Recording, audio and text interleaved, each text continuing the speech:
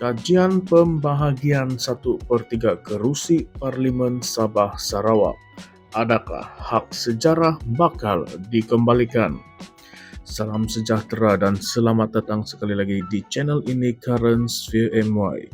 Isu pembahagian 1/3 kerusi Parlimen bagi Sabah dan Sarawak terus menjadi perhatian ramai, terutama rakyat kedua-dua negeri ini yang melihatnya sebagai hak sejarah yang sepatutnya dihormati oleh Kerajaan Persekutuan. Perkara ini sedang berada dalam proses penilaian oleh Suruhanjaya Pilihan Raya SPR dan bahagian hal ehwal undang-undang ataupun BAHYU. Namun perkembangan terkini menunjukkan bahwa laporan penuh masih belum disiapkan. Timbalan Perdana Menteri Datuk Seri Fadilah Yusof dalam kenyataan beliau baru-baru ini menegaskan bahawa tuntutan untuk menyelaraskan semula agihan kerusi Parlimen mengikut Perjanjian Malaysia 1963 dan konteks sejarah telah dibincangkan secara serius di peringkat Jawatan Kuasa Teknikal Majlis Tindakan Pelaksanaan MA63 ataupun JKTM TPMA 63. Menurut beliau, ini adalah langkah penting bagi memastikan hak Sabah dan Sarawak dihormati seperti mana yang telah dipersetujui semasa pembentukan Malaysia. Kami telah menyatakan kehendak Sabah dan Sarawak mengikut MA63 serta sejarah penubuhan Malaysia dahulu. Pada waktu itu, jika mengambil kira Singapura, Sabah dan Sarawak menerima 35% daripada kerusi Parlimen, kata beliau. Tambahannya, penilaian mendalam perlu dilakukan antara SPR dan pihak-pihak berkaitan termasuk penasihat undang-undang dari Sabah, Sarawak dan Kerajaan Persekutuan. Namun begitu, sehingga kini, laporan rasmi daripada SPR mengenai cadangan pembahagian kerusi tersebut masih belum diterima.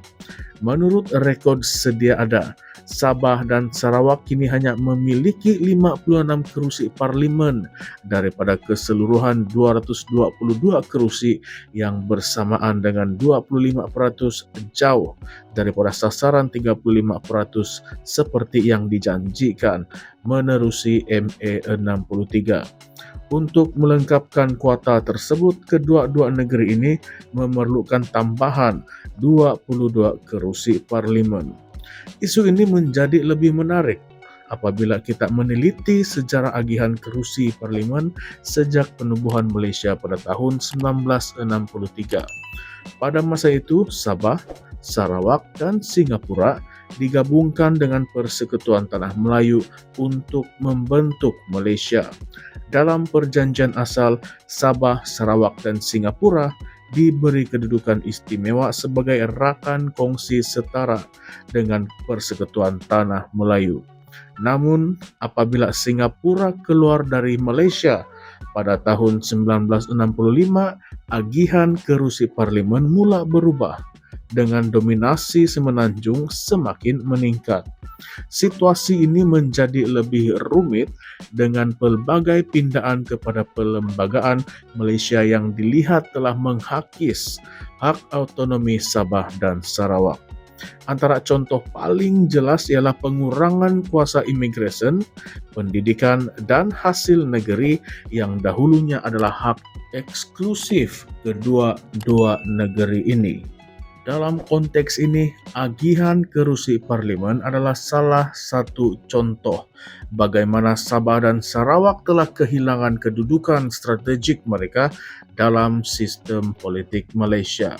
Ketika ini, tuntutan untuk memperbetulkan agihan kerusi Parlimen bukan hanya berasaskan keadilan, tetapi juga faktor populasi dan keluasan geografi.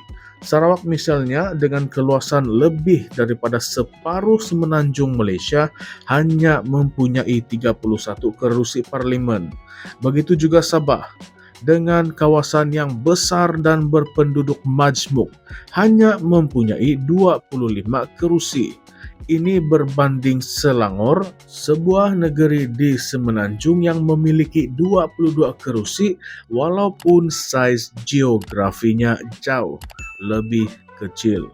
Selain itu, ME63 sering dijadikan topik perbincangan dalam arena politik terutamanya apabila pilihan raya semakin hampir. Namun persoalan utama adalah sejauh mana kerajaan persekutuan benar-benar komited untuk melaksanakan janji-janji ini. Banyak pihak mendakwa bahwa ME63 hanya digunakan sebagai alat politik untuk meraih sokongan daripada Sabah dan Sarawak tanpa ada usaha sebenar untuk memenuhi tuntutan tersebut. Adakah ini bermakna Sabah dan Sarawak terus dipinggirkan? Kegagalan kerajaan untuk menyelesaikan isu ini boleh mencetuskan rasa tidak puas hati yang lebih mendalam dalam kalangan rakyat kedua-dua negeri ini. Terdapat juga kebimbangan bahwa isu ini boleh digunakan oleh pihak-pihak tertentu untuk menuntut langkah-langkah yang lebih drastik seperti autonomi penuh atau pemisahan daripada Malaysia, walaupun idea ini dianggap kontroversi dan sukar untuk direalisasikan. Pada masa yang sama, perubahan agihan kerusi parlimen ini juga boleh membawa implikasi politik yang besar.